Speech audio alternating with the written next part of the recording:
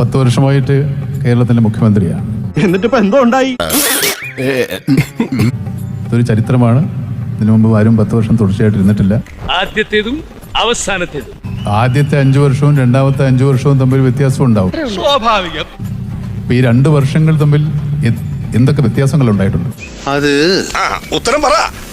അത് ആദ്യത്തെ 5 വർഷം കഴിഞ്ഞ് രണ്ടാമത്തെ 5 വർഷവും ഭരിക്കുമ്പോൾ എന്തൊക്കെ വ്യത്യാസങ്ങളായിരിക്കും കേരളത്തിനുണ്ടായിരിക്കും? ആരംഭിച്ചു. ഇനി പറഞ്ഞിട്ടെന്താ കാര്യം? നമുക്ക് വേറെല്ലാം പറയാം. ദൈവമേ, മൂർഖനെയാണല്ലോ ചവിട്ടിയത്. 2021 തുടർ ഭരണം സമ്മാനിച്ചപ്പോൾ 2016-21 കാലത്ത് എന്താണോ നടപ്പാക്കിയത് അവ കൂടുതൽ കാര്യക്ഷമമായി മുന്നോട്ട് കൊണ്ടുപോകാനും നല്ല ഫലം സൃഷ്ടിക്കാനും കഴിഞ്ഞു. നീ എത്ര പുളു വേണമെങ്കിലും അടിച്ചോ, പക്ഷെ കേൾക്കുന്നവർ കൂടി ദഹിക്കണം.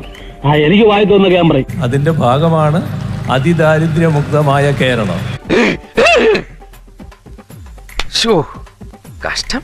തൊലിക്ക് നല്ല കട്ടിയാണല്ലേ. ഒരുപക്ഷെ ഇവിടെ വരുമ്പോൾ മുഖ്യമന്ത്രിമാർക്ക് ആർക്കും അഭിമുഖീകരിക്കേണ്ടി വന്നിട്ടില്ലാത്ത ദുരന്തങ്ങളും പകർച്ചവ്യാധികളെയും അഭിമുഖീകരിച്ച ഒരു മുഖ്യമന്ത്രിയാണ് പി ശശി, വിപ്ലവ സിംഹം.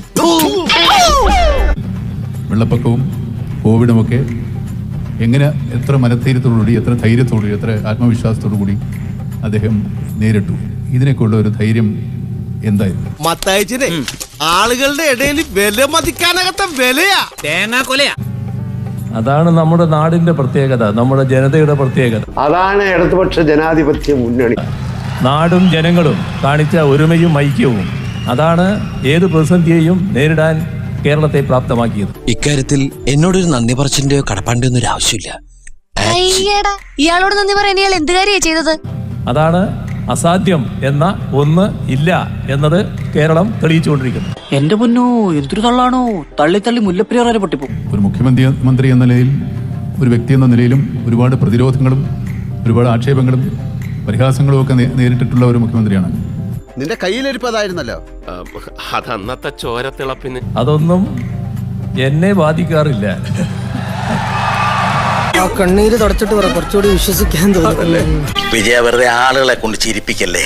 അപ്പൊ എല്ലാം പറഞ്ഞ പോലെ തന്നെ എനിക്ക് നന്ദിയുണ്ട്. എല്ലാവരും ഹാപ്പി അല്ലേ? അപ്പൊ എല്ലാം പറഞ്ഞ പോലെ